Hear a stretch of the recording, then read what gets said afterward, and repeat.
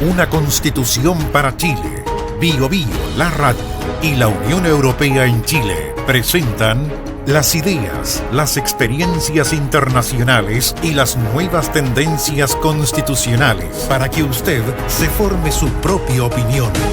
Bio Bio, la radio. Cobertura total. Muy buenas noches. Radio Bio Bio y la Unión Europea en Chile presentan el segundo programa del ciclo sobre el proceso constituyente chileno, que se difunde todos los días lunes, hoy por excepción día martes, desde las 20:30 horas.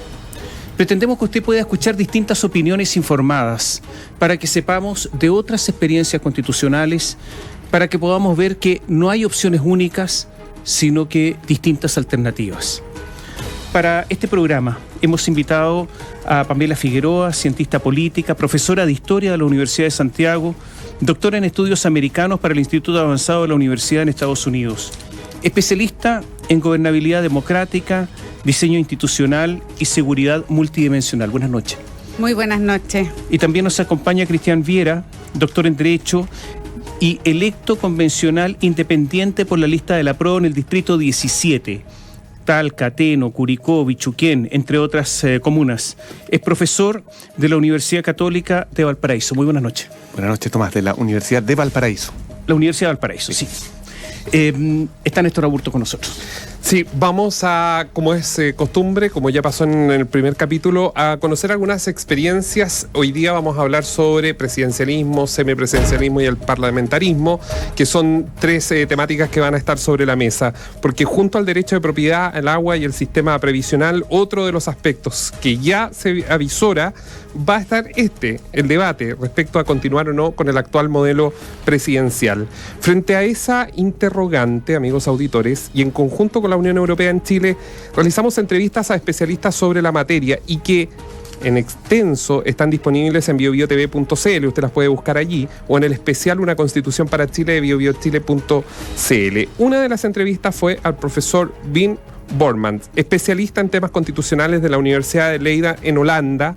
El profesor planteó que el modelo Bolder, que está en función en Países Bajos, recordemos que es una monarquía parlamentaria, dice que serviría, dice él, para un régimen, por ejemplo, en el caso chileno. Esto es ayudar en las instituciones a generar mayoría, pero eso sí, hacer punto. Debe cambiar la cultura del trabajo político dentro del país. Modelo Polder en un paisaje fragmentado con mucha minoría se negocia hasta llegar a un compromiso, no solamente entre los políticos, sino también con actores de la sociedad, de los sindicatos. Y la idea del modelo Polder es involucrar a todos, hay mucho involucramiento y de tener una amplia mayoría. Pero también está el modelo francés, un modelo de semipresidencialismo. En la República Francesa cuenta con un presidente, que es el jefe de Estado, y un primer ministro, que es el jefe de gobierno. El presidente es elegido por votación popular, mientras que el primer ministro es escogido y nombrado por el presidente de la República. Como en todo sistema parlamentario, puede ser el líder del partido o coaliciones con más escaños o una persona destacada afín a esos sectores. Alemania, que varios auditores la semana pasada lo pusieron como un ejemplo, cuando lo preguntábamos decían, bueno, el sistema alemán se considera una democracia parlamentaria porque el jefe de gobierno, es decir, el canciller federal, que en este caso es Angela Merkel, es elegido directamente por el Parlamento, el Bundestag. A diferencia de las democracias presidenciales, el presidente federal tiene solo funciones representativas en Alemania, no tiene derecho a veto ni puede ocupar cargos gubernamentales clave. Ayuda también a la coordinación política como, claro, más bien emblemático cuando hay muchas dificultades, incluso en el momento de corrupción, era él el que llamaba a todos a sentarse a la mesa. El profesor Rüdiger Wolfram, abogado y académico de Derecho Internacional de la Universidad de Heidelberg, explicó que ellos construyeron su constitución no tocando temas sensibles. Ojo con esto. Ellos dejaron fuera, al momento de la construcción de la actual constitución alemana, que ha tenido obviamente algunas modificaciones, pero muy menores, temas como derechos humanos. Y me recuerdo que fue dentro de 5 meses que la constitución fue desarrollada. Este cuerpo de expertos fue razonable no tocó temas políticamente sensibles, produjo la división entre las regiones y el balance entre el sistema federal y las regiones y algunas otras cosas, pero por ejemplo no tocó los derechos humanos en un comienzo. Por eso esto fue un proceso rápido. Cabe señalar que 38 de los 50 estados soberanos del continente europeo, más allá de la Unión Europea, son régimen parlamentario. Y en el caso de América, 10 de los 13 estados soberanos, por ejemplo, en la zona del Caribe, son justamente con parlamento. Partamos del comienzo y expliquémosles a los auditores, porque hablamos todos de régimen de gobierno. ¿Qué significa en una constitución régimen de gobierno? O sea, ¿qué es lo que vamos a conversar en este programa? Pamela. Bueno, es súper buena pregunta para comenzar, ¿ya? Y de hecho, a veces indistintamente uno habla de la forma de gobierno o del régimen político, ¿ya?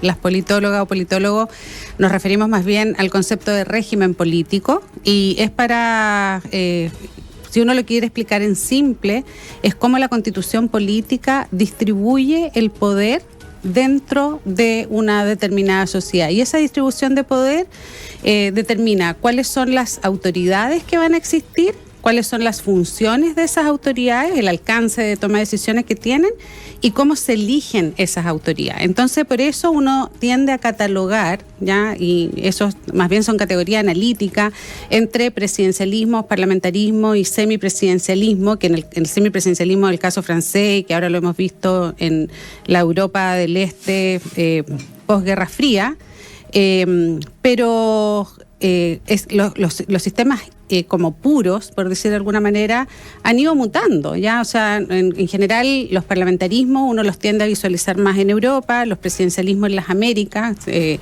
por toda la tradición de Estados Unidos, pero hay los sistemas se han ido mezclando un poco también, se han ido como parlamentarizando los presidencialismos y presidencializando los parlamentarismos. Entonces, el régimen político es cómo se distribuye el poder, quiénes son las autoridades, cómo nos gobiernan y cómo se eligen, y eso es muy importante y eso me gustaría recalcar, porque a veces uno cree que en la constitución política solo están los derechos y cómo se garantizan los derechos, pero la distribución del poder es una de las cuestiones más importantes, porque en cómo se determina esa distribución del poder es cómo se construye finalmente la voluntad política, es decir, lo que como comunidad vamos a ir haciendo, cómo se va resolviendo.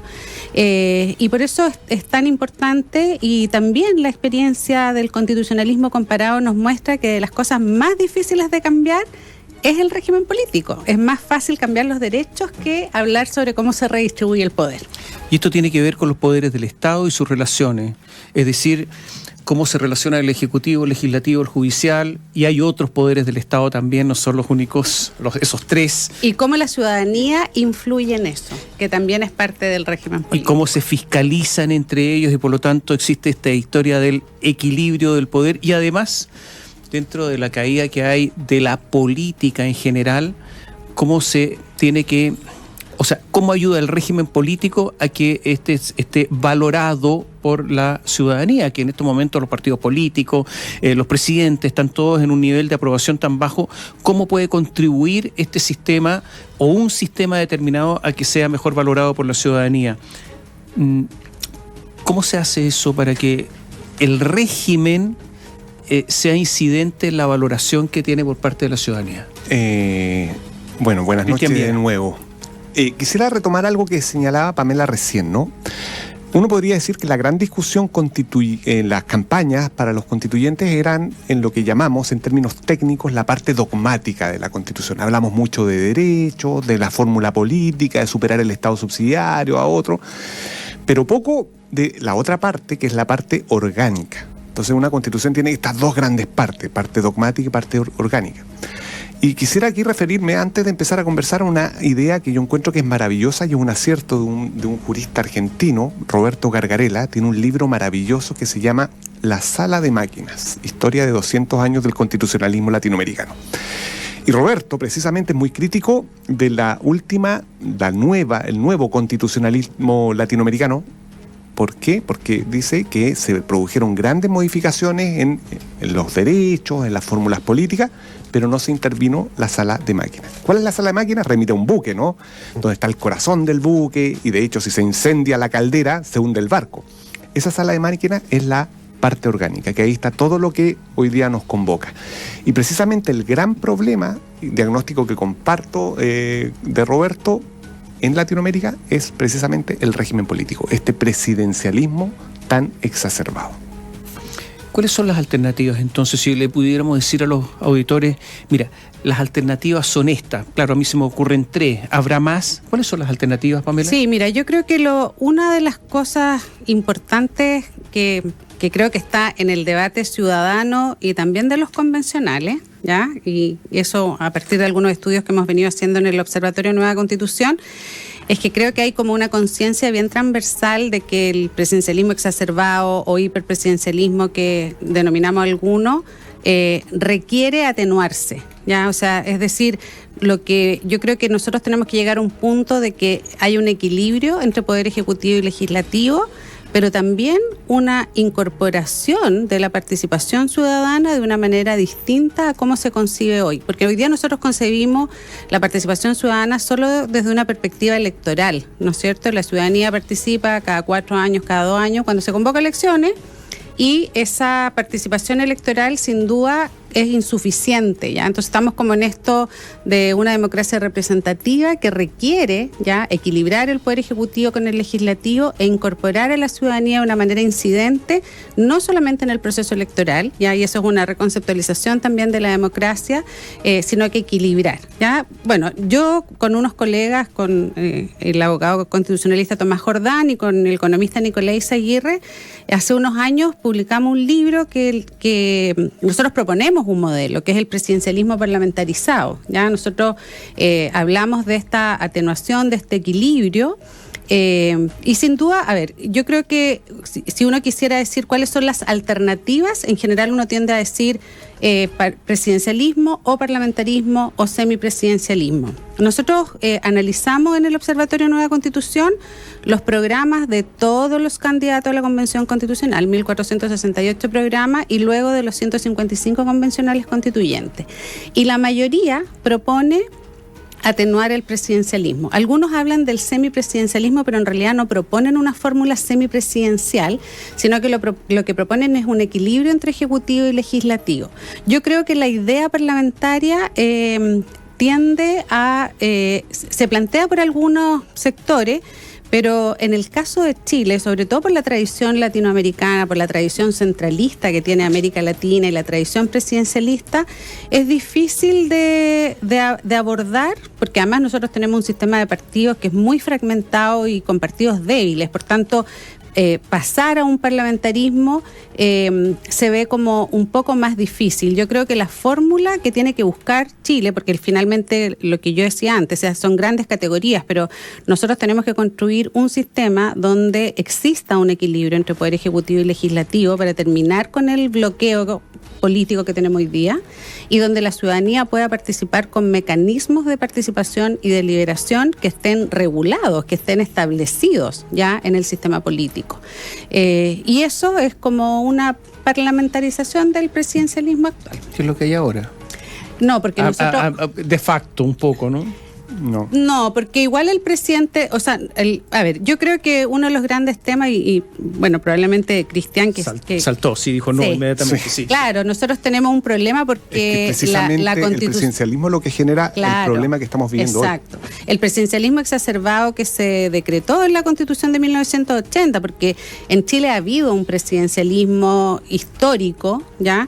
Pero la Constitución de 1980 exacerbó ese presidencialismo, y no solamente exacerbó el presidencialismo, dando poderes al presidente de iniciativa legislativa, poder de veto, etcétera, sino que también debilitó al Congreso, porque la Constitución del 80 surge en un contexto autoritario donde hay una gran desconfianza a la política y a la ciudadanía. Entonces, se debilita a los partidos políticos, se debilita a la participación ciudadana y deja al Congreso como el único espacio de deliberación política, pero sin funciones. Entonces, los parlamentarios, ya, bueno, todos los diseños institucionales comparados muestran eso, que con un Congreso débil, si el Congreso no tiene ninguna capacidad de toma de decisiones, lo hemos visto en el contexto de pandemia y bueno, podemos analizar muchos ejemplos, es muy difícil que ese cuerpo colegiado, que es donde se da la deliberación política y pública, tenga alguna valoración de la ciudadanía, porque no tienen funciones ya para poder abordar. Entonces, hay muchos mecanismos institucionales, esta sala de máquinas que mencionaba Cristian, donde tú puedes hacer dispositivos institucionales que permitan equilibrar ese poder. Cristian, parlamentarismo, presidencialismo, semipresidencialismo. Sí, yo me inclino, y lo he dicho ya en repetidas ocasiones, por un régimen parlamentario. Tengo mis razones, pero quisiera antes despejar la idea de qué significa esto para que lo entiendan los auditores y las auditoras de esto del presidencialismo reforzado, o también le llaman un presidencialismo autoritario, que tiene que ver con las atribuciones del presidente de la República, ¿no? O sea, conviene recordar que primero el presidente de la República es el gran legislador en este país. O sea, no es precisamente el Congreso Nacional quien tiene la mayor iniciativa para presentar proyectos de ley, sino que es el presidente de la República. Entonces, si es el presidente de la República el gran, comillas, legislador, el Congreso Nacional se transforma en una especie de receptáculo de las iniciativas del presidente de la República. Entonces, como señala Pamela, esto inhibe muy profundamente el poder del legislativo, para poder discutir los proyectos de ley, que es principalmente su gran tarea. Aparte de ser colegislador, el presidente cuenta con una herramienta que se llama el veto, que uno puede decir ya es razonable, pero para que ese veto sea superado requiere un quórum súper alto de los congresistas. Entonces, finalmente, si no le gusta algo al presidente de la República, tiene este poder para, de nuevo, inhibir el rol del Congreso. El presidente de la República también determina la agenda legislativa. ¿A través de qué mecanismo? De las urgencias, ¿no? Y no solamente eso, sino que además el presidente de la República es jefe de Estado y el gobierno. O sea, el gran protagonista de nuestro sistema político es el presidente de la República. ¿Bien? Jefe de Estado y jefe de gobierno, un ejecutivo unicéfalo. ¿Por qué me inclino? Entonces, volviendo a la pregunta. Pero Cristian, las urgencias no se están respetando hace rato. Ahora, ¿hay alguna sanción si no se respeta la urgencia? Sí, buena pregunta. Del 2019 en adelante, efectivamente, las urgencias ya perdieron. Y antes tampoco siempre, digamos. Justamente en este momento estoy revisando una tesis de magíster que precisamente queremos ver cuál es el rol de las urgencias. ¿Pero hay alguna sanción en el cumplimiento? No pasa nada. Da lo mismo. No pasa nada. Pero el punto está en que cuando se respeta, el presidente de la República marca la agenda. Si eso es lo relevante, ¿por qué lo tiene que marcar la agenda? Pero lo que quiero señalar es que la crisis del presidencialismo, como lo entendemos y lo estamos viviendo en este país, es que cuando desaparece el gran protagonista, desaparece el gobierno. Entonces, lo que tenemos hoy día es simplemente un tipo de gobierno que está gestionando lo poco que queda, que es principalmente la administración del Estado. Pero desaparece el gobierno. Y eso es muy grave porque además este sistema es tan rígido en términos como del sistema, es tan rígido que no tiene como fusibles o mecanismos para salir de la crisis. Que ese es otro de los grandes problemas del presidencialismo. No contar con mecanismos flexibles para poder superar la crisis política. Entonces, en la práctica lo que desaparece no es que ahora tenga más poder el Congreso. Si el Congreso no tiene poder, no tiene poder. Lo que desapareció fue el gobierno, y al desaparecer el gobierno no hay gestión de la política. Entonces es ahí la gravedad de la crisis política que provoca un régimen presidencial como el nuestro. Más allá de lo que estableció la Constitución del 80, el presidencialismo no fue creciendo en el país con el curso de los años. Por ejemplo, la regla del veto empezó con la reforma de 1893. Las urgencias fueron incorporadas en 1925. La iniciativa exclusiva, una reforma de 1943 y después en 1970. La ley de presupuestos, 1925. Parece que este asunto venía hace rato, ¿no? Sí, de hecho, el presidencialismo, como decíamos, viene de dos tradiciones. La tradición norteamericana, que es donde surge el presidencialismo, y la tradición centralista de América Latina. Y esa tradición centralista tiene que ver mucho con la concentración del poder en sociedades desiguales. Ya eso es muy clásico, porque en el fondo, cuando tú tienes una sociedad desigual, se tiende a la concentración del poder, y esa concentración del poder reafirma la desigualdad. ¿Ya? Entonces, son tradiciones que es el típico factor que se estudia para explicar los presidencialismos en América Latina. El tema es que si uno compara, el presidencialismo de la Constitución de 1925, que vino después de la primera crisis del presidencialismo chileno con la muerte del presidente Balmaceda, que ya conocemos que esa fue una crisis de la oligarquía, ya no es una tensión entre el Ejecutivo y el Legislativo, es una crisis al interior de la oligarquía. Y entonces la Constitución de 1925 sí teníamos un Congreso que tenía no solamente un espacio de deliberación política, sino que tenía poder real, ¿ya? Por ejemplo, la segunda vuelta electoral era en el Congreso. O sea, los presidentes, si no lograban mayoría, tenían que ir a generar, ¿no es cierto?, una mayoría en el Congreso a través de un pacto y la segunda vuelta electoral. Los parlamentarios tenían además iniciativas legislativas en diversas materias que después no la tienen. Por tanto, el Congreso sí tenía esa capacidad de contrapeso al Poder Ejecutivo, que es lo que se pierde con la Constitución de 1980. Y además yo creo que también hay que tener una visión un poco más integral, porque los sistemas políticos, la sala de máquinas, como llama Margarela, no es solamente el régimen político, tiene otros dos subsistemas, que es el sistema electoral y el sistema de partido. Y nosotros, la política post-transicional en el fondo se forma con un sistema electoral binominal que no solamente sobrerepresenta la segunda fuerza y deja fuera la tercera fuerza, sino que yo creo que tiene un efecto que es mucho más complejo. Y es que el sistema electoral binominal hizo la política chilena una política muy individualista, ¿ya? Eso explica la fragmentación, creo, que hay en el Congreso, porque finalmente los candidatos tenían que competir con los otros candidatos de su propia lista, no con la otra lista. Entonces, esa individualización del Congreso debilitó mucho más a los partidos políticos, porque finalmente los partidos políticos se parlamentarizaron en general y eso generó una mayor debilidad de los partidos políticos. Entonces, nosotros tenemos un problema más integral y pensar en un nuevo régimen político también es pensar en un nuevo sistema electoral. Se hablaba del caso de Alemania, totalmente, para elegir el Congreso. Y también hay que reformar la ley de partidos políticos. O sea, la ley de partidos políticos requiere dos cuestiones fundamentales, que es la democracia interna de los partidos y la transparencia de los partidos políticos. Mientras no tengamos eso, es muy difícil pensar en un parlamentarismo. Se ha legislado sobre eso, pero no sobre la sobre financiamiento. Sí, eso yo lo conozco, me tocó trabajar en la SECPRES en eso, pero no se logró avanzar en democracia interna de partido, ni en transparencia en partido. La ley de partido no llegó a ese nivel y yo creo que es la gran debilidad, y probablemente también el sistema electoral, porque nosotros seguimos con un sistema electoral que con las listas abiertas, que tenemos que llamar listas abiertas, es decir, donde los candidatos compiten también entre ellos, eso no permite ya las coaliciones y los partidos que cooperen, que sí se requieren en el parlamentarismo, porque en el parlamentarismo tú requieres tener sistemas de partidos sólidos que no estén fragmentados, como con 17 partidos políticos que son los que nosotros tenemos en representación en el Congreso, es muy difícil formar coaliciones parlamentarias. Y esa fragmentación se da por el sistema electoral. Entonces, ¿por qué es tan importante el momento constitucional para hablar de esto? Porque se puede hacer una reforma integral y no hacer estas reformas como dispersas que se tienden a hacer, y por eso es tan complejo y es tan difícil hacerlo. Así que ahí tienen una gran tarea los convencionales constituyentes a partir del 4 de julio. Se habla de parlamentarismo e inmediatamente a algunos se les viene una crisis mental. Y la crisis mental es la rotativa de los gobiernos que caen, y miran a Italia no tiene gobierno, y a los italianos les da lo mismo quien gobierne a estas alturas, porque han tenido gobiernos que duran un año, y así es difícil establecer políticas de largo plazo, etcétera, etcétera, etcétera.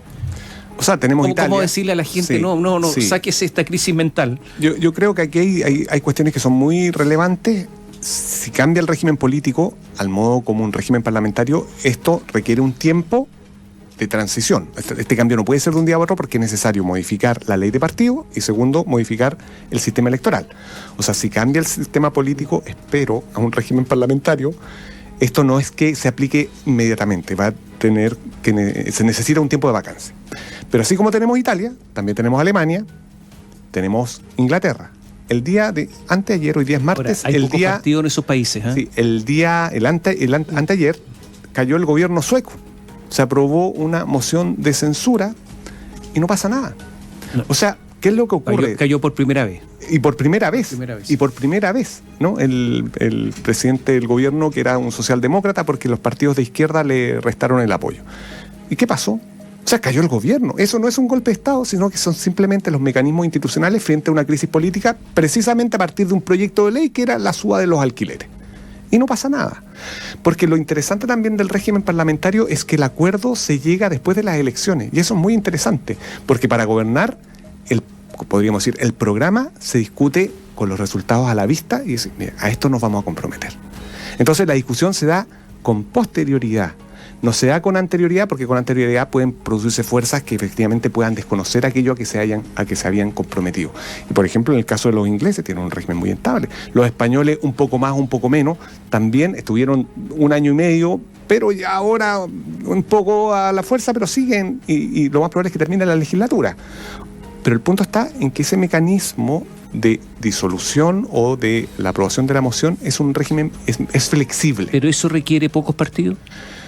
Eso requiere... ¿No 17 partidos? Exactamente. No sé, aquí lo fundamental, por eso las leyes electorales tienen ciertas reglas de eliminación de aquellas fuerzas que no tienen 5%, etcétera. Por sí, exacto, el umbral. Efectivamente. O sea, pero el régimen presidencial cuando también peca de eso mismo, o sea, que es lo que está ocurriendo en Perú. O sea, si no se modifica la ley electoral, tampoco el semipresidencialismo es la respuesta. ¿Por qué? Porque también se produce la fragmentación. Y hoy día, con la fragmentación, en un presidencialismo también podemos tener la misma dificultad que el gobierno no pueda gobernar. O sea, la fragmentación en general es un problema para la política.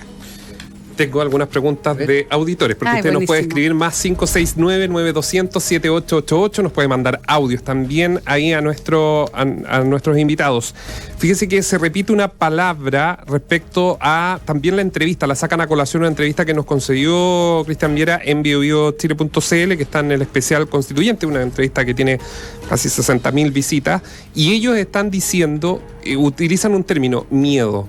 ¿Por qué? ¿Cómo le respondería usted? ¿Por qué para ellos eso es igual que da miedo un sistema parlamentario donde podrían hacer todo lo que quieran y que no haya un responsable? Por ejemplo, con el tema de las platas, dicen auditores.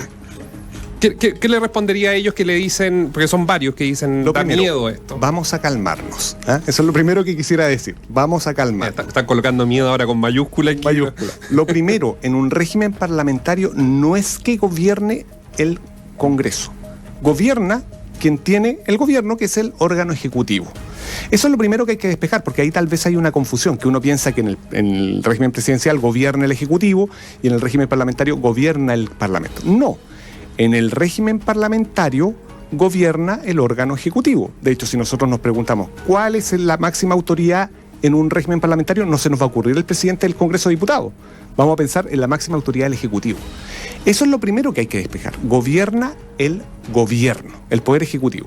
El punto está en que el régimen parlamentario, y a grosso modo, Pamela lo maneja mucho mejor que yo, tiene como 3 grandes características que lo hacen muy diferente al régimen parlamentario, al régimen presidencial. 1, la flexibilidad del régimen político para enfrentarse a las crisis.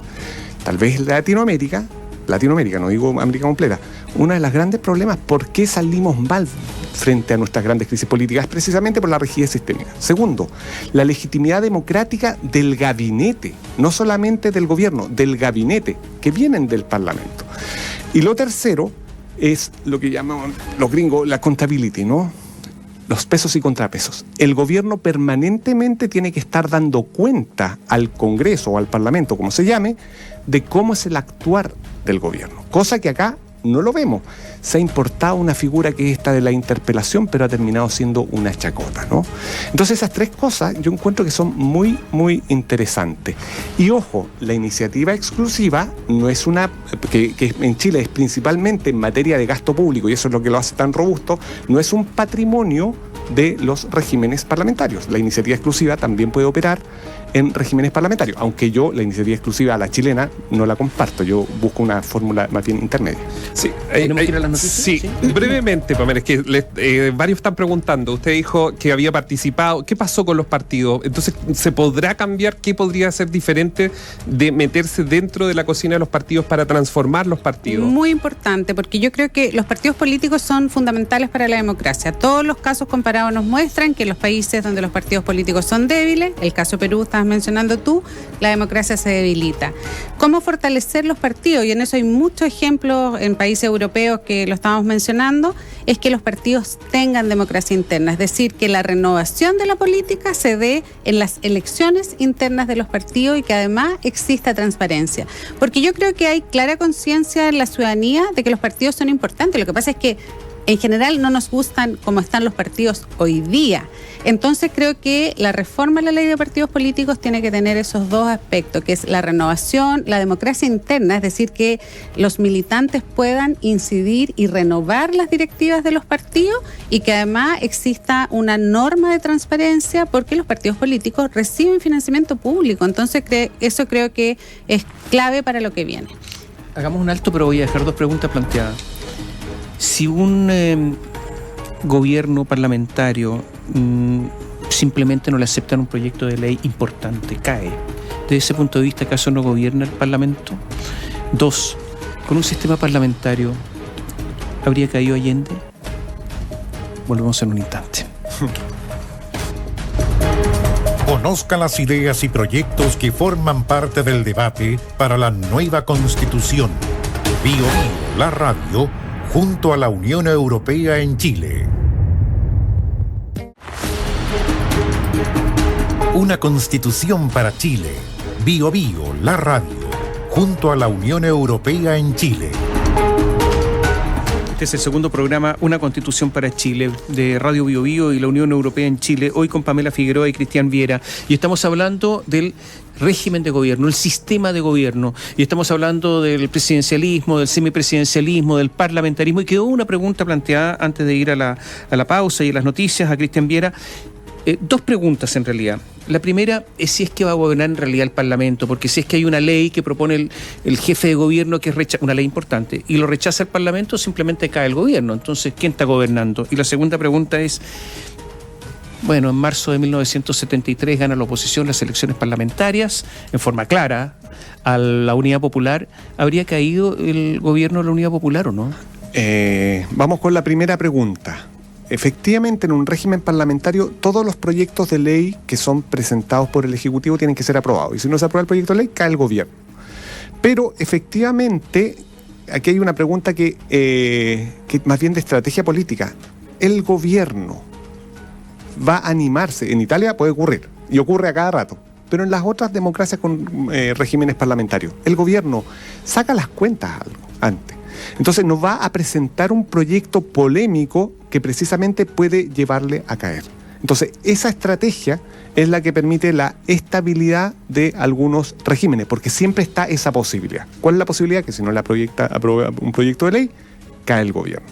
Pero para eso tiene que haber pocos partidos políticos, porque si no la negociación es interminable. O sea, por eso, como señalaba Pamela, un régimen parlamentario viene de la mano de un régimen que inhibe la excesiva fragmentación. O sea, ojalá 2 o 3. O hasta 5 aguantan, ¿no? Un régimen parlamentario, yo creo que hasta 5 fuerzas representativas aguantan. A los auditores y auditoras, si quieren ver una buena serie que explique el régimen parlamentario, se puede hacer propaganda, ¿no?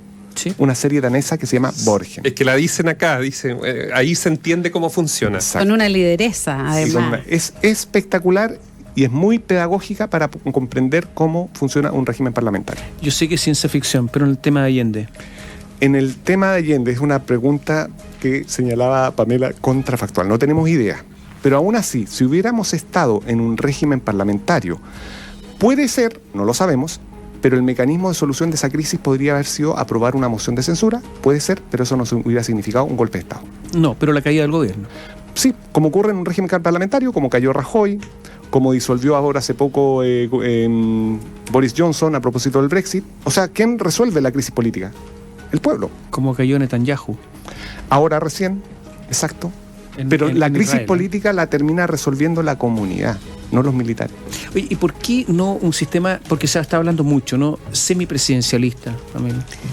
Lo que pasa es que la francesa, ¿no? El semipresidencialismo existe en Francia, ahora después en esta tercera ola democrática existe en la Europa del Este postcomunista y no ha funcionado bien. O sea, quiero como señalar eso primero porque uno tiende como a idealizar. Y el semipresidencialismo también en sistemas de partidos políticos fragmentados tiene una complejidad que es lo que se llama la cohabitación, que ha sucedido en Francia, ¿no es cierto?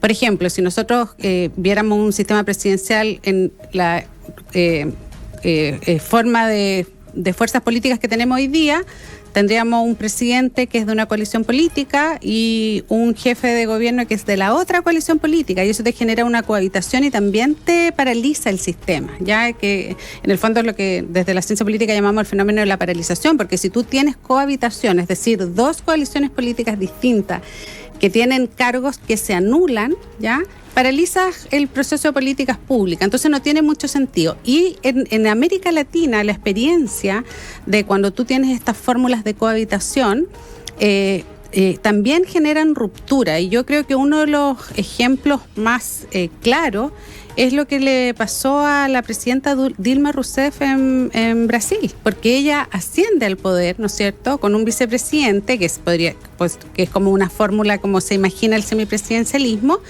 Y ese vicepresidente, al no ser de su partido en el fondo, desde el primer día está buscando poder acceder al poder y removiéndola a ella.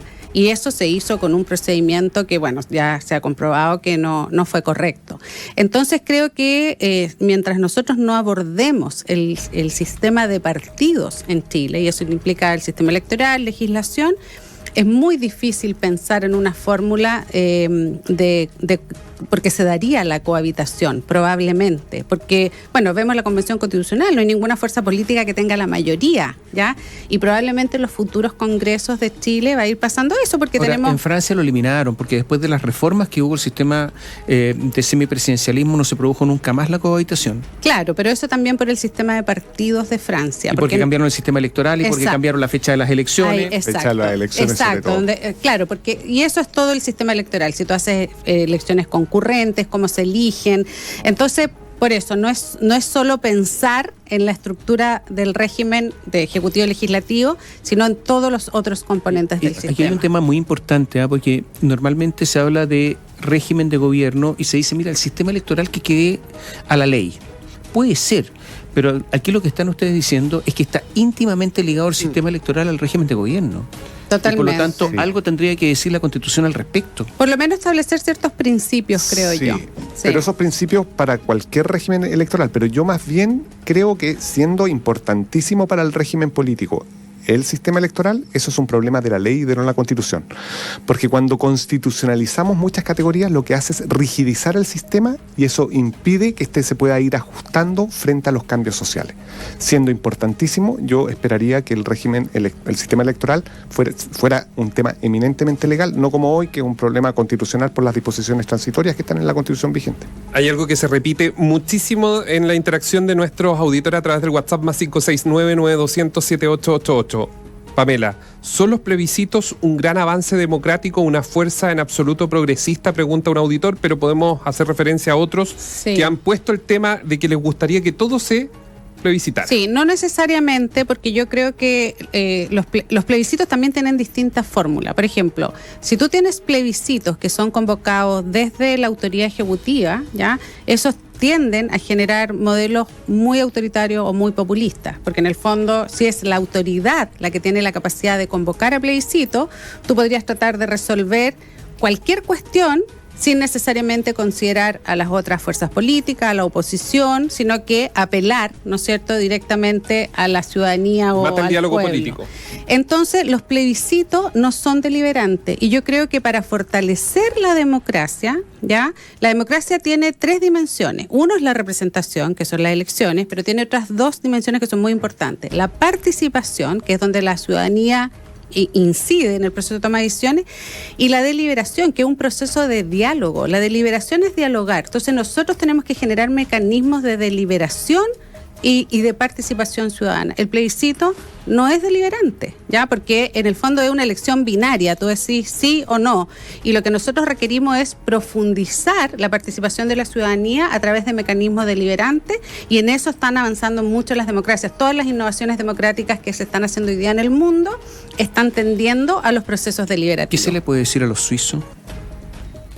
De que ellos plebiscitan un montón. Sí, pero son plebiscitos que no son del Ejecutivo, sino que vienen de procesos deliberativos. Por ejemplo, pero plebiscitan a cada rato prácticamente todo. Plebiscitaron si compraban aviones de combate. Sí, ese plebiscito que ha sido muy cuestionado porque... Bueno, pero claro, plebiscitaron si se subía o no el sueldo mínimo. Sí. Y dijeron que no, entre paréntesis. Sí. O sea, dijeron Sí, que no porque era no. demasiado alto. En fin, pero bueno, ¿qué se le dice a los suizos?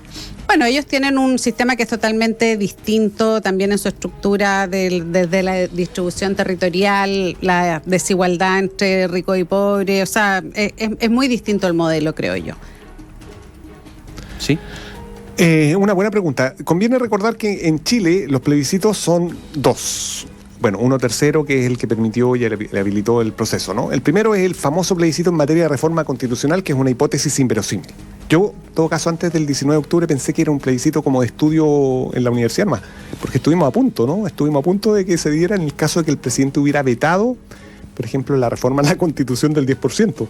Porque si vetaba, le iban a insistir, ahí se abría la posibilidad del plebiscito. Bueno, es muy inverosímil. Los otros son los famosos plebiscitos comunales, que no tienen ningún efecto vinculante. O sea, en Chile, en la práctica, no existe la posibilidad de plebiscitar. Comparto inicialmente el diagnóstico y la hipótesis defendida por Pamela. O sea, los plebiscitos lo que tienden es a polarizarnos. Pero puede que existan algunos plebiscitos que son razonables.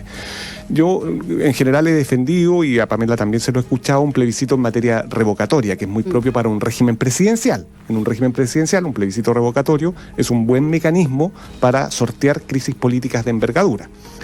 Sin embargo, los plebiscitos o las iniciativas populares de ley en ningún caso rascan el problema de la representación política. Y aquí quisiera detenerme en esto que dice Pamela muy bien, ¿no? El gran problema de la representatividad política es la crisis en la participación de la ciudadanía, ¿no? Y el problema está en que nosotros no encontramos, salvo tal vez el ejercicio del derecho a la protesta, no encontramos mecanismos institucionales para que esa participación se verifique. ¿Cómo se puede hacer? A nivel macro es muy difícil. Podemos encontrar dos, plebiscito revocatorio, iniciativa popular de ley, pero son cuestiones muy básicas. Creo que aquí un nuevo diseño de los órganos descentralizados puede permitir y favorecer a nivel como de los territorios, pero por cierto, los territorios y los órganos descentralizados han de tener mayores facultades y sobre todo mayor patrimonio. Por ahí se puede canalizar esta demanda o esta sed de participación política de la ciudadanía. El sistema político, yo me hago esta pregunta, ¿no? Estamos avanzando en el siglo XXI, esta es la primera constitución que se va a hacer al ritmo de las redes sociales y por lo tanto habrá que ver esta experiencia que va a ser interesante. Y normalmente hay una descalificación a todos los políticos en estos momentos. Los políticos están en el suelo desde el punto de vista de la aprobación y también los órganos políticos, el Parlamento, la Presidencia, todo. ¿Qué va a hacer esta constitución desde el punto de vista de régimen de gobierno para que mejore la política y que esta política esté al ritmo del siglo XXI y de las tecnologías? Porque estamos hablando de plebiscitos, estamos hablando de sistemas electorales, sí, pero ¿cómo se incorpora la modernidad al régimen de gobierno? Sí, esa es una súper buena pregunta, porque yo creo que una de las razones también de todos los cambios que está viviendo Chile, América Latina y todo el mundo es también el cambio tecnológico. Ya, o sea, no sé, cuando se creó la imprenta, cambió la política porque las ideas fluyeron. Cuando se creó la televisión, o sea, siempre me encantaba ver ese como el primer debate televisivo presidencial con Kennedy. Y uno ve que también cambió la política porque se difundieron muchas más ideas. Internet yo creo que generó el mismo efecto. Y yo creo que una de las grandes como cuestionamientos de la política tiene que ver con eso, porque cuando la ciudadanía, cuando nosotros tenemos la capacidad de tener la misma información al mismo tiempo que quien toma la decisión, la exigencia para el que toma decisiones es mucho más alta, ¿ya? Y creo que eso es una adaptación que tiene que existir. Tenemos que buscar esos mecanismos, por eso creo que los mecanismos de que la ciudadanía participe no solo en lo electoral, sino que existan mecanismos de participación entre elecciones, me parece que es una vía democrática moderna, nueva, de lo que viene. Porque yo creo que si uno mira distintos estudios, las chilenas y los chilenos valoramos altamente la democracia, ¿ya? Todas las encuestas de Latinobarómetro y otras muestran que en Chile más del 60% cree que la democracia es la mejor forma de gobierno. Lo que la gente se siente molesta es del desempeño democrático, no de la institución propiamente tal. Y los diseños institucionales son incentivos para el comportamiento. Por eso a mí no me gusta hacer análisis contrafactuales, porque los actores políticos se comportan de acuerdo a la regla del juego que tienen, de acuerdo al rayado cancha. Si uno mira la elección de la Convención Constitucional, ¿por qué es tan distinta la elección del Congreso siendo con el mismo sistema electoral proporcional y 155 miembros? Porque la Convención Constitucional tiene paridad, tiene escaños reservados para pueblos indígenas y tuvo la posibilidad de participación de distintos tipos de listas, ¿ya? De independientes, ¿no es cierto? Y de partidos. Entonces, los diseños institucionales son importantes ya para el comportamiento, y yo creo que por eso hay que pensar el diseño institucional, aunque antes, y creo que también esta como cultura autoritaria de desconfianza en la política decía, la política no es importante, no nos preocupemos de la política, porque eso quita poder a la ciudadanía. Cuando nosotros somos conscientes de que el proceso de toma de decisiones nos afecta la vida cotidiana a todos, es cuando tú mejoras la política. Por eso creo que nosotros tenemos que generar un diseño institucional que sea más integrador, y toda la tendencia democrática actual es a equilibrar esto de la deliberación con la representación y la participación, y a incorporar a la ciudadanía en distintos momentos, porque también creo que la diversidad y la pluralidad de la sociedad ya hace que tenemos que tener distintos momentos y distintos mecanismos de participación, porque hay personas que van a estar más interesadas en algunas temáticas, otras en otro, y yo creo que el gran desafío que hoy existe, y creo que la democracia chilena lo está viviendo muy rápidamente, es la incorporación de nuevos actores. La incorporación de mujeres y de pueblo originario me parece de las máximas innovaciones democráticas que está viviendo el país. Nos está mirando todo el mundo porque somos la primera convención constitucional paritaria del mundo, ¿ya? Y creo que eso, así como fue a principios del siglo XX en Chile también, que se incorporaron nuevos actores a la política, eso refrescó y generó una larga estabilidad. Cuando tú abres la democracia y haces la ciudadanía inclusiva, permites esa política más moderna. Así que yo me imagino que vamos a tener una democracia un poco más mixta en métodos, también más descentralizada en términos del poder, y con nuevos actores que traen otras prácticas. Entonces creo que eso va a ir valorizando la política como forma de toma de decisión. Si tuviéramos que pensar en un Chile parlamentarista, con un sistema parlamentario, ¿cómo debería ser? A ver si cuál sería la geografía para decir. Yo sé que es un sistema que en estos momentos no tiene apoyo mayoritario. Porque no. Si uno hace una encuesta entre los constituyentes no lo tiene. Pero ¿cuál sería? A ver, ¿cómo sería? Para explicar voy a la ir gente. Derechamente, pero sí. Una sola cosita quisiera agregar a lo que señala Pamela. Pamela hablaba de las dos grandes innovaciones que se incorporan en este contexto por la Convención Paritaria. Pero nada de eso hubiese sido posible sin la potente movilización social. Las grandes innovaciones, paridad, pueblo originario, surgen con motivo del ejercicio del derecho a la protesta, que también es participación ciudadana, ¿no? Entonces también quisiera relevar, porque eso habla como de la sed de participación en los procesos políticos de la ciudadanía. Yo no lo dejaría como algo fuera de las instituciones, porque claramente generan opinión pública y un mecanismo de control social. ¿Cómo imaginaría un futuro parlamentarismo chileno? Lo primero, surge desde la Constitución.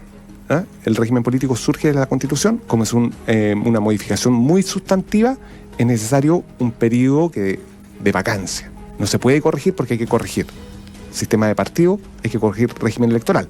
Por lo tanto, no se puede implementar de un día para otro, entonces ahí habrá disposiciones transitorias para generar ese ajuste. Tercero, una Cámara, un sistema legislativo unicameral, ¿no? Cuarto, desde la perspectiva de la participación, con un régimen electoral que inhiba la excesiva fragmentación de fuerzas políticas, porque un régimen parlamentario no dialoga bien con la excesiva fragmentación. Hay ciertas reglas, por ejemplo, establecer un tope mínimo de votación para el proceso electoral, y eso permitiría que fuerzas, aunque sean minoritarias, tengan algún respaldo electoral. Y quinto, que sea reflejo en términos territoriales de cómo está compuesto el país, y por lo mismo con una representación que no solo sea metropolitana, y muchas cosas más, pero para empezar a conversar. O sea, una representación territorial importante, sí, porque eso también va a impulsar una efectiva descentralización del país. Pamela es partidaria de un régimen presidencialista atenuado. Parlamentarizado. O parlamentarizado. Ya, entonces hay que bajar las facultades del presidente de la República. Sí, y fortalecer el Congreso. Ya, ¿y qué facultades se bajan, se inhiben del presidente? Las facultades actuales, obviamente. Sí, yo creo que, la capacidad de la iniciativa exclusiva de ley, porque yo creo que esa al presidente o presidenta ser el gran legislador, debilita mucho al Congreso. ¿En materia de gasto?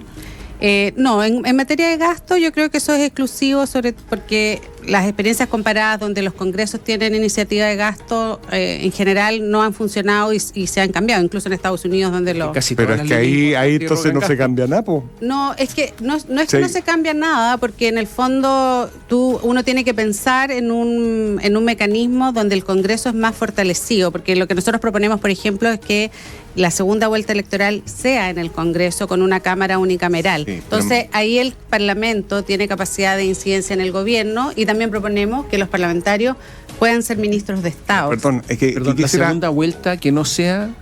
¿Cómo es la segunda vuelta? En el Congreso, como era en la Constitución de 1925. el Congreso elija al presidente. Si es que ninguno saca más del 40% de... O sea que en definitiva el Congreso elija al presidente, no la gente.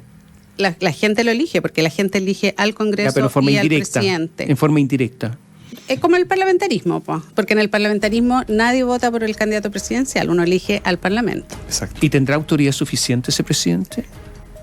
Bueno, lo que estamos buscando... Porque se podría elegir a la segunda mayoría. No, porque yo creo que lo que lleva, el incentivo que tiene este tipo de mecanismo, no solamente, uno baja la rigidez del presidencialismo a la que se refería Cristian, pero también motiva e incentiva la generación de coaliciones, como en el parlamentarismo, que esas coaliciones se arman después de la elección, que es uno de los factores como que a mí me gusta mucho del parlamentarismo que plantea Cristian, que en el fondo es...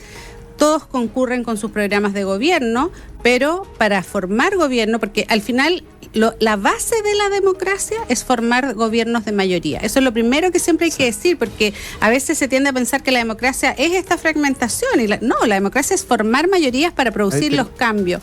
Entonces, si tú no tienes esa mayoría, porque la segunda vuelta electoral genera una falsa ilusión de mayoría. Y ese es uno de los graves problemas del presidencialismo chileno.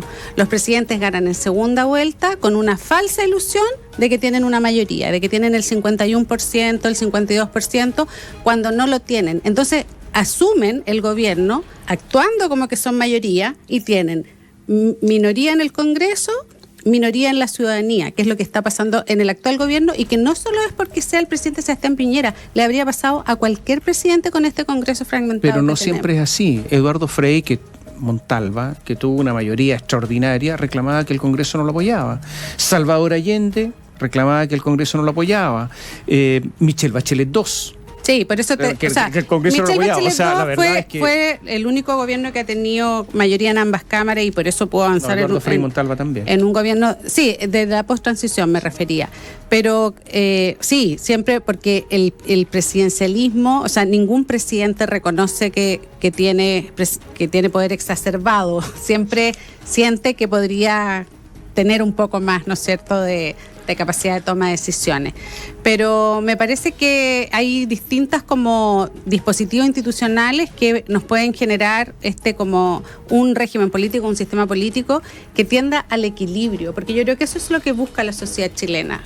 Que nadie tenga esa concentración de poder que genera esa rigidez y la incapacidad de generar políticas públicas, porque el gran problema que tenemos hoy día es que el sistema político está bloqueado, está totalmente trabado. ¿Y cuál es el impacto de eso? Que no se hace legislación ni políticas públicas y a las personas no se les solucionan los problemas. Y ese es el punto de fondo. Si el gobierno es para construir mayoría que te permitan abordar y solucionar los problemas que tiene la sociedad. Para eso no es un objetivo en sí mismo. ¿Habría que disminuir la potestad reglamentaria del presidente o no? Porque algunos dicen que el presidente tiene por ahí también facultades legislativas. Dos cosas, antes de responder la pregunta. Hoy día está muy de moda hablar de Portugal, que ya está en la segunda legislatura. No olvidemos que en el caso portugués, cuando se forma el gobierno, que es un gobierno que es una coalición que va desde la centroizquierda a la izquierda, sale como primer ministro el candidato que salió segundo en el proceso electoral. O sea, ¿por qué? Entonces, ¿qué es lo que significa el cambio del régimen político? Es también un cambio cultural. Es también un cambio cultural. No es solamente un cambio de reglas, sino que es un cambio cultural, y ese cambio cultural, para que pueda ser exitoso, tiene que venir acompañado de un debido proceso de socialización a la ciudadanía. Porque es un cambio muy significativo, pero también es un cambio en la cultura. Porque aquí lo importante es que se formen gobiernos por mayoría. Y puede ser que el que sale segundo gobierne, sí, pues sí cuenta con la mayoría. Ejemplo emblemático, un gobierno que hoy día está en la palestra, ultra exitoso en Europa, el gobierno de Portugal, primera legislatura. Y a su pregunta, Tomás, ¿qué era? Se me olvidó. Perdón. Usted también. No, tengo una pregunta. La potestad reglamentaria. La potestad reglamentaria. Una pregunta súper técnica, pero yo creo que usted me está llevando a una de las características del presidencialismo que dicen que existe, que es la famosa potestad reglamentaria autónoma.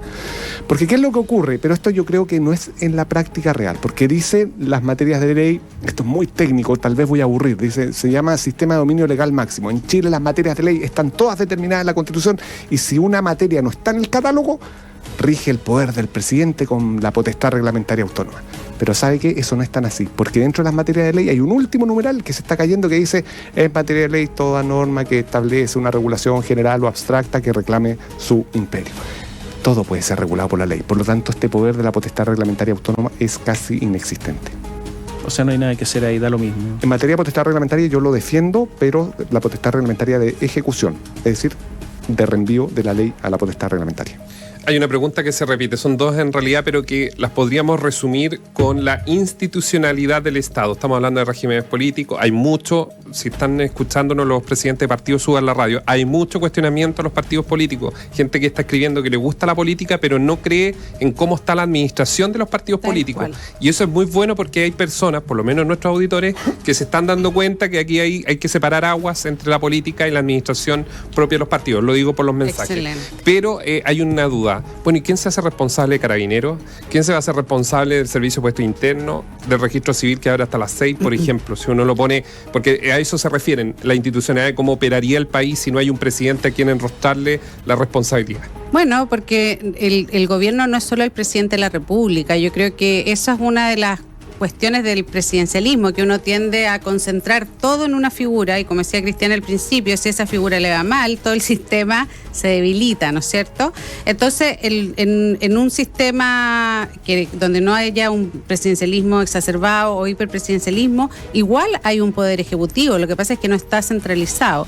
Y además el Estado, ¿ya?, tiene un funcionamiento que va más allá de los cambios de gobierno. O sea, nosotros, y creo que en Chile en eso ha avanzado, tiene un Estado que se ha ido institucionalizando, y lo que sí permite tener un sistema más flexible, más equilibrado entre ejecutivo y legislativo y ciudadanía, es también un mayor como accountability, un mayor control horizontal de esas instituciones del Estado, que es lo que la gente quiere. Pues, o sea, lo que queremos es que nuestros representantes no solamente nos consulten cuando hay elecciones, sino que tengamos posibilidades de participar y de incidir en los procesos de toma de decisiones entre elecciones. Y me parece fantástico el interés que va teniendo la ciudadanía en los temas políticos, porque los temas políticos son clave para la vida y sobre todo para la convivencia. Y también quería decir algo, tú mencionabas que mucha gente habla del miedo, y en general también las emociones se relacionan mucho con la política. El miedo es una emoción que nos lleva más bien al autoritarismo. Yo creo que hay que conectarse con una emoción más de esperanza, de colaboración, que creo que es lo que representa el proceso constituyente que estamos viviendo. Y tenemos que abordar, conocer las distintas posiciones y abrirnos a conversar esas distintas visiones de país. Creo que eso es lo fantástico de que la Convención Constitucional sea tan plural y diversa. Lo último, porque ya estamos pasándonos, es que hay algo que se repite, lo tengo aquí, que dice relación, ¿hay ánimo de acuerdos? Usted como convencional constituyente, ¿hay ánimo de llegar a acuerdo? ¿Usted va con ánimo de llegar a acuerdo? Eso preguntan. Bueno, estamos en un proceso de conocimiento con compañeros y compañeras constituyentes, ¿no? Yo conozco a muy pocos de mis colegas y futuros compañeros en la convención. Si me pregunta a mí, ánimo de mi parte, totalmente. Primera cosa, y hablar, por ejemplo, con la oposición, con la derecha, o este bloque muy chico, pero que finalmente representan a la centro-derecha. Aquí hay una pregunta que es clave. ¿Qué es una constitución? Una constitución no solamente una norma jurídica, sino que es una estructura política para convivir. Por lo tanto, si esto es así, una estructura política para convivir, una constitución no puede ser un texto de revancha. La constitución nueva, que espero sea el 22, no puede ser una revancha a la constitución del 80, que fue una revancha a toda nuestra historia constitucional previa. Eso no puede ocurrir porque si no, a la vuelta de la esquina vamos a entrar de nuevo en otra crisis política. Pero lo que tiene que hacer la derecha, como afortunadamente no tiene poder de veto, es ofrecer sus ideas para que esas ideas se discutan y se deliberen donde se tiene que hacer, que es en la convención y en sus territorios. Si esas ideas son razonables, nos convencen y son buenas, bienvenidas. Alguien preguntaba, no aquí, sino que hace un rato, ¿esta constitución va a permitir a un neoliberal gobernar? O sea, yo creo que lo que tiene que permitir esta constitución y que es lo que esperamos... Perdón, ¿por qué hago la pregunta? Porque prácticamente una enorme mayoría de los convencionales constituyentes se han declarado antineoliberales. Entonces, si eso es así, un neoliberal, si es elegido, ¿podrá gobernar con esta constitución? Debiera ser que sí, porque en el fondo yo creo que la Constitución tiene que habilitar que quienes sean mayoría puedan gobernar, que es lo que no podemos hacer hoy día, porque hoy día los gobiernos, incluso siendo mayoría, si son gobiernos de reforma, tienen tantas trabas que no es posible generar esas reformas. Yo haría un matiz, es buena pregunta. Más que un neoliberal, un programa neoliberal. Si la futura Constitución contiene un proyecto transformador que supone un Estado social y democrático de derecho, el Estado social y democrático de derecho colisiona con un programa en términos neoliberales, que supone la radical abstención del Estado como agente económico. Por lo tanto, no podría... un programa neoliberal no cabe en un Estado social y democrático de derecho. Por lo tanto, queda fuera. O sea, a menos que, como hoy día, un proyecto de un Estado social y democrático de derecho queda fuera de esta Constitución. Por eso no se pueden realizar los cambios en términos socialdemócratas. ¿Por qué? Porque el techo ideológico de la Constitución lo impide. Efectivamente, las constituciones pueden tener compromisos programáticos para el futuro. Y si el proyecto transformador supone un Estado social y democrático de derecho, que es lo que yo le he leído a la gran mayoría de los constituyentes, precisamente lo que hace es excluir el radical individualismo del neoliberalismo. ¿Y si se volcara la votación, la gente tendría que cambiar la Constitución entonces? Se volcara en términos... hacia el neoliberalismo en algún momento. Estoy hablando de cosas utópicas. Bueno, esa es una pregunta contrafactual, po. No, pero yo creo que lo importante... tendría que cambiarse la Constitución. Sí, lo que pasa es que yo creo que lo importante, y me parece que en eso hay una gran coincidencia, como dice Cristian, la mayoría de los convencionales, la sociedad votó por tener un Estado que tenga un rol de promoción de derechos, ¿no es cierto?, y de protección de nuestros derechos. Pero yo creo que la Constitución, también un poco por lo que ha sido el debate, lo que va a permitir es que los gobiernos de mayoría puedan gobernar. Y eso es la democracia. O sea, y yo creo que en ese sentido es contrafactual. O sea, no me imagino cuál sería como una propuesta hiper neoliberal en una sociedad en que yo creo que cerró ese ciclo. O sea, estamos partiendo no solamente un nuevo ciclo político, estamos partiendo un nuevo ciclo social, económico, de valoración del medio ambiente. La sociedad chilena, de verdad, yo creo que ya cambió, y yo creo que el gran problema de la política es que todavía no llega a ser como ese si entonces ajuste. la derecha que conocemos, la derecha chilena, digamos, llega al gobierno, ¿no va a poder hacer su política?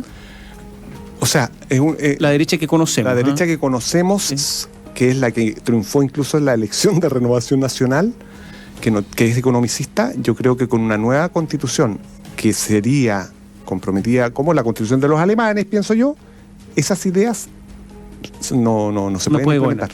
O sea, lo que pasa es que lo que no podría gobernar es que quienes plantean ideas excluyentes a través de mecanismos como los altos quórum y, o sea...